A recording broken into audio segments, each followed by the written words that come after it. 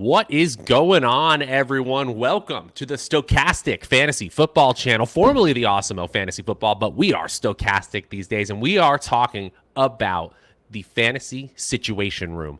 Key player debates, key debates that we need to go back and forth on because these are players close in average draft position who you will very likely be deciding between when you decide to go with this position at this part in the draft. We are talking quarterbacks today. Patrick Mahomes versus Josh Allen at the very top of the quarterback field. And here to break it down with me is Nick Lepri. Follow him at Notorious FNTSY. Nick, how you doing today, bud?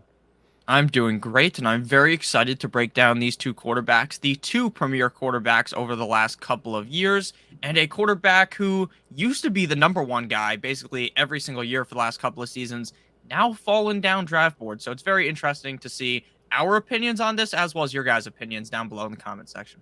Yeah, make sure to leave a comment below, especially people have strong feelings about who they should be taking as the first overall quarterback, regardless of your draft settings, whether you're playing Superflex, 2 QB, or just standard 1 QB drafts in your fantasy football league. These are the decisions you are going to be faced with when on the clock. And now I realize that at the very top of the quarterback position, it's a pretty big consensus this year.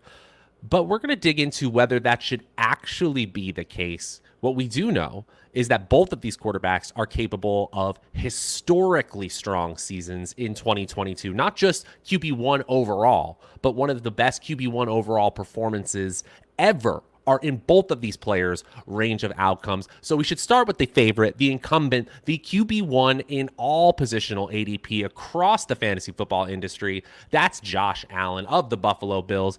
He's got passing upside. He's got a cannon arm. His accuracy has continued to improve year after year, and it almost felt like he left fantasy points on the table last year and still finished as the quarterback one for the second season in a row, 24.6 fantasy points per game. What is there not to like about Josh Allen, Nick? Yeah, I don't know. There really is nothing to not like about Josh Allen, right? Maybe the fact is that the Buffalo Bills are just so good that they're going to blow teams out. Maybe they run the ball a little too much at the end of the game, right? That's maybe the only negative you can bring about Josh Allen. This is a guy that is humongous. He's going to truck people over. He actually runs the ball at a much higher rate than I even thought just from watching the games. He ran 112 times last year for 763 yards and 6 rushing touchdowns, which are all numbers that were top 3 at the quarterback position. Now, if you watch the playoffs, you'd realize that Josh Allen runs the ball a lot. But during the regular season, I was like, oh, maybe Josh Allen conserves his body a little, right? On Red Zone, they don't really show Josh Allen running the ball that much, but it turns out Josh Allen runs the ball at a very high rate, which is a humongous positive in fantasy football. The rushing upside means so much. I mean, you've probably heard this narrative a million times. It's like beating a fucking dead horse. But at the end of the day, I really do think that Josh Allen's upside is the quarterback number one, and I completely understand why he is the number one quarterback on the board. There really are no negatives aside from the fact that maybe Josh Allen has a quote unquote slow start because his number 2 and number 3 wide receivers from last year and Emmanuel Sanders and Cole Beasley are gone. So maybe that's the argument you can make against Josh Allen, right? Maybe it takes him a couple of weeks to get that connection with the other receivers there. I don't know, man. I think this is an overall upgrade in terms of offensive weaponry from year to year. Last year, you were looking at 3 wide receiver sets of Stephon Diggs, Gabriel Davis, and Emmanuel Sanders. This year, you're looking at Stephon Diggs, Gabriel Davis, and a premier slot when healthy, Jamison Crowder. You still got players like Devin Singletary, who were utilized much more in the passing game. And now you have kind of a passing game running back specialist in James Cook, their second-round pick. You also have gadget players like Isaiah McKenzie. This team is set up to score. That no other way to put it. They also have Dawson Knox and now O.J. Howard in the passing game at tight end. And like you mentioned, Nick, this is a player in Josh Allen who continues to run at a rate that's similar to, say, Cam Newton in his prime. And that's very similar in terms of physical profiles. Josh Allen basically looks like Cam Newton in size, weight, and speed, except he has a cannon for an arm.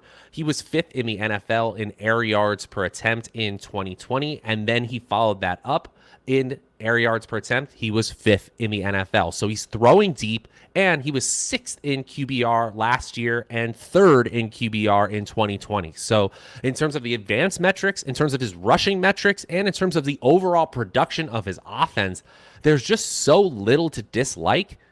There's so much certainty and safety. That's why you're seeing such a consensus at the very top. And yet, I still feel like this other player, Patrick Mahomes, despite losing his number one wideout in Tyreek Hill, we may actually be discounting just how good he can be. Now, he has not even cracked the top 5 in fantasy points per game, except for one time in the last 3 seasons since 2019. So there is some room to grow for Patrick Mahomes, even at the quarterback 2 in fantasy points per game expectation this year. But the stats for him are very good as well. Tell us about your breakdown of Patrick Mahomes and where he may falter compared to a player like Josh Allen.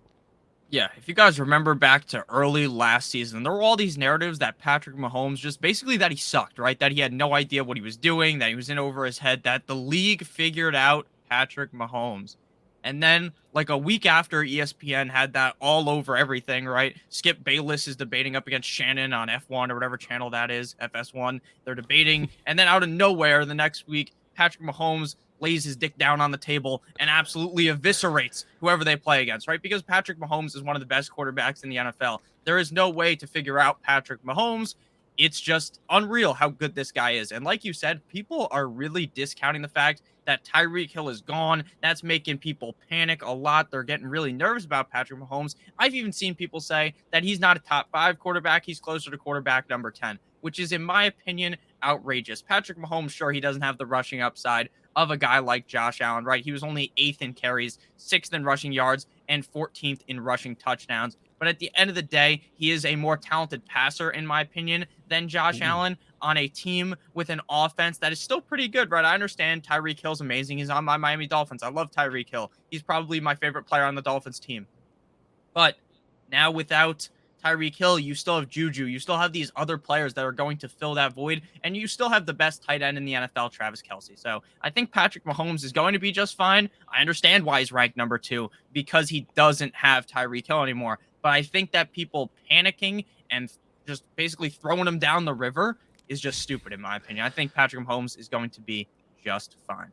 I think Patrick Mahomes being just fine is a great conclusion to make, but we must say that there is even some debate about who the QB2 in average draft position should actually be. Justin Herbert getting a lot of love, Lamar Jackson getting a lot of love, and some players even liking Kyler Murray as the quarterback 2. For me, it's Patrick Mahomes. The advanced metrics from an individual standpoint are still stupendous for Mahomes. So the fantasy points per game may have taken a little bit of dip, but if you look at expected points added, my favorite advanced metric for a quarterback, number 1 in the NFL last season. The Chiefs were number 1 in offensive yards per drive. I tweeted this out. Follow me at Draftaholic on Twitter. Number 1 in yards per drive. Number 1 in points per drive last year offensively, all while being 26th in the NFL in touchdowns per drive.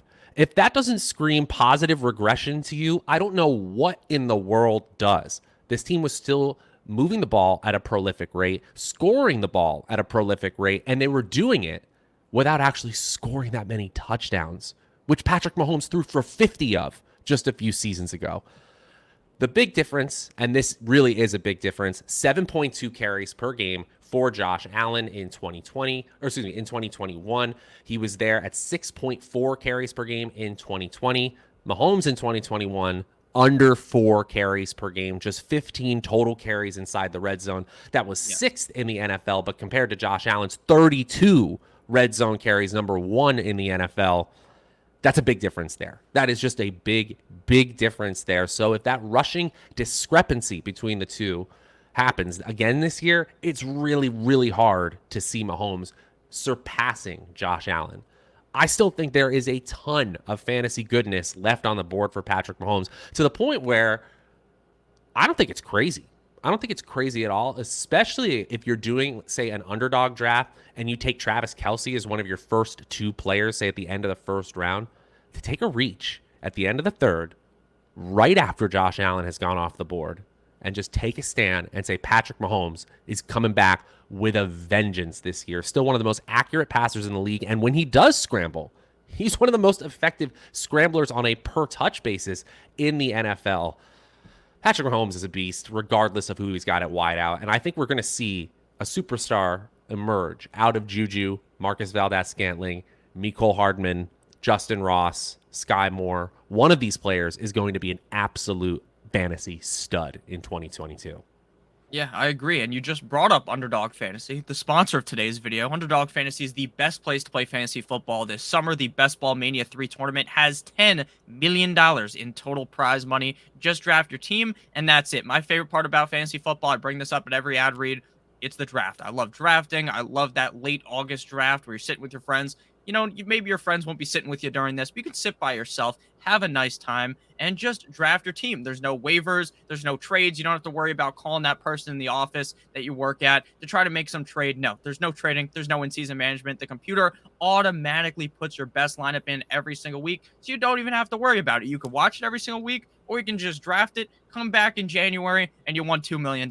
Wouldn't that just be fantastic? So last year's Best Ball Mania champion drafted in June. What month is it right now, Matt? The answer is June. It's June 23rd today, and you could go ahead and draft right now and potentially win the Best Ball Mania tournament. Underdog will double your first deposit up to $100 when you use promo code AWESEMO, AWESEMO. That's good for 4 entries into the Best Ball Mania 3 tournament. Head on over to UnderdogFantasy.com or in the App Store. Click on the link in the video description, probably also in the pinned comment. Promo code AWESEMO, AWESEMO, again for that $100 first match deposit bonus. And to add on to what you were talking about, if you're taking in mind that what we're talking about here is basically, would you draft Josh Allen or Patrick Mahomes, assuming you're up to pick and you are stuck, you're taking a quarterback, right?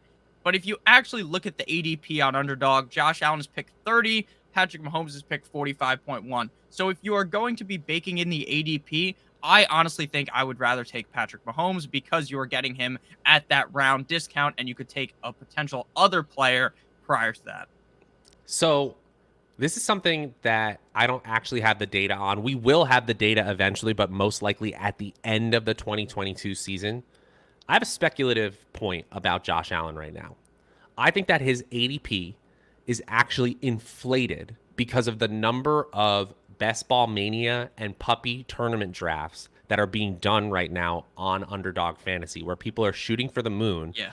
I think Josh Allen is going in the second round in a ton of drafts by savvy players who want to stack him with Stephon Diggs. And that is pushing his ADP higher and higher and higher to the point where we now see a 15 pick discrepancy between these two players in average draft position, when most of that can be explained by stackers. So I wonder what the stack agnostic average draft position is for both of these players. I think it's actually much closer in reality. And, you know, as we've gotten into these fantasy situation rooms, these player debates series over the last week or so, you and Gajeski doing a great job with them so far. I think there is actually a case to be made that Patrick Mahomes could be the first quarterback off the board for you, especially if you think that the amount of carries per game by Josh Allen is a little bit unsustainable. I'm kind of that boat. I think in order for the Bills to keep him healthy, I think he should be around 5 carries per game. Keep the red zone carries. But if we're talking about Patrick Mahomes sticking around that 3.9 to 4.5 carries per game, and Josh Allen comes down to about 5 carries per game, now the difference in rushing upside isn't that much. You know, we're still going to see red zone carries more so from Allen than Mahomes. But I still think that Mahomes, in terms of pure passing ability, is the best in the game right now. And even without the play of Tyreek Hill, the efficiency that we know that he and Hill had, I actually think at the end of the third round, if you need safety, if you need certainty, and you feel great about your first 2-round picks, I'm going to say it. Mahomes is not a crazy end of the third round pick, even if Josh Allen isn't off the board. Am I out of my mind? Am I out of my mind? Tell me. No, I don't think you're that crazy, but I think it depends kind of what league you're playing in, right? Because if you're playing with sharper players, then Patrick Mahomes will be there for you at the end of the third round. But if you're in a league with just normal people, right? The people that just watch football, maybe don't watch too much football, but they play fantasy football, they might draft Patrick Mahomes in the second round. They might draft him in the first round. So you got to make sure that you know your league. This is something that I talked about with Kajeski the other day. If you have played in a fantasy football league with your friends, with the same amount of people for multiple years, utilize the history function on the website and go back to last season, the year prior. Figure out where people are taking quarterbacks, because people don't change their mind magically. The same people who are going to be trapped into drafting a quarterback in the first 2 rounds are going to do the exact same fucking thing every single year, right? Their mind doesn't change. They do the same thing every year. And I found this, like, the same people in all my leagues, even though they watch my videos, they watch these videos, they're still going to draft Patrick Mahomes in the second round. I can't change their mind on that. So go ahead and look back in your league's history, and you can actually figure out which players utilize which strategies, because for some reason, most people just legitimately stick themselves in the box, which I tell you guys not to do, and they just go into the draft knowing, you know what, I have to do this in this round. And you could actually find out a lot about a lot of the players in your league. That is a great point, and I'm sorry to no one cares about our fantasy leagues, but I play in a league which happens to be an auction league, and I just know my friend Al is going to overspend on Patrick Mahomes and Derrick Henry. I just know it. I already know exactly what's going to happen in that draft. And not to say that Josh Allen is going to be a huge discount, but if you are playing something like auction drafts this year, don't be surprised if Allen, Mahomes, Lamar Jackson, Justin Herbert are only going for a few dollars in difference. And if you're talking about that little discount, if you're playing a draft like that or an auction like that, I think Mahomes is the better value. I just do. I think Allen is not a bad pick at average draft position or average auction value, either one. But I think Mahomes is the best value in terms of the top tier quarterbacks. Maybe Lamar Jackson. That is my final play. I actually think Mahomes, based on where his ADP is the better option right now. Are you going to take the other side and say that you should actually go for the premium option in Allen, Nick?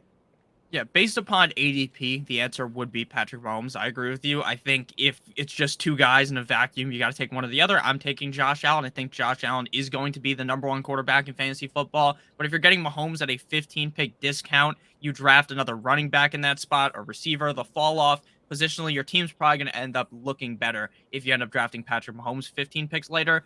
But in a lot of redraft leagues, it's going to go Josh Allen. Then 4 picks later, it's going to be Pat Mahomes. In my opinion, I think. Yep, I think we're going to see it actually get closer in ADP. And with all that said about the value being there for Patrick Mahomes, I did an Underdog Best Ball Mania draft last night, and in the third round, you better believe it, when he fell, Josh Allen was my pick at the end. Nick, this has been so much fun. The Fantasy Situation Room continues. These player debates are going to rage on all summer long. And I honestly think these are some of the most informative, helpful videos, because these are the real problems you are going to be facing with on the clock, 30 seconds or 2 minutes to go, and you need that information. You need to be armed with that info on how to decide 1v1 who the best player is. Any final words before we head out of here, Nick?